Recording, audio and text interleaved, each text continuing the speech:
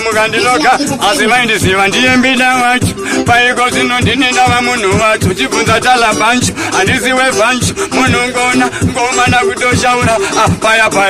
pawaina kuti ndiko batashaya vakangoona ngoma zangu dzakunaya dakarira ngoma ndizikubaya munungona mvura yatonaya kana pakereke pamagaya munungoona kuti mbida zvakufaya andimboritaya ndimbo expire yatova empire apaya vakanzwambira futi yenharira vakangoona kuti mbeda wacho ndisikosarira paiko zvinondoka vanakangwarira saka uchona uyo linogara ndavhura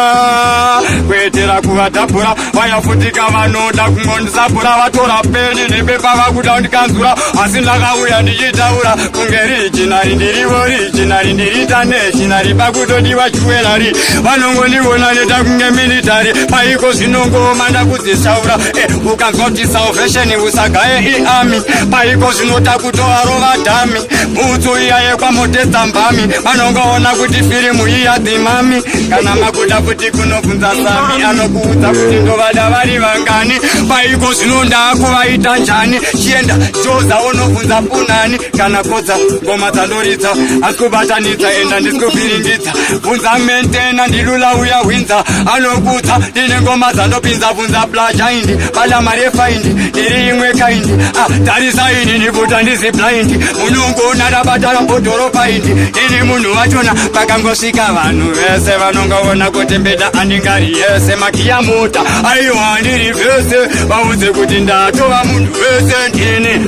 ndikati tarisa kamera yacho nikoni pakutodiwa pasta ndingamudhikoni pakutodiwa joni uya masiya shoni paiko zvino atotanga mahwani ndikati dhobha musafunge kuti ndiri dhoni asi paiko zvino fideu ndiye dzidhoni munongoona kuti ndiri hwani atotanga kamahwani chinzwa ma1 drop kunge muwodhuropu my style can kopo my money they can chop ndirobo kopo kunge baisikopo munongoona kuti hipo to kripo pana mbida pari kungofadzwa pipo mukungoona kuti pari kungoshandiswa chipo rabo aripo inini ndiripo madedza chipo mukadedza kuti uya vamunoti ani amino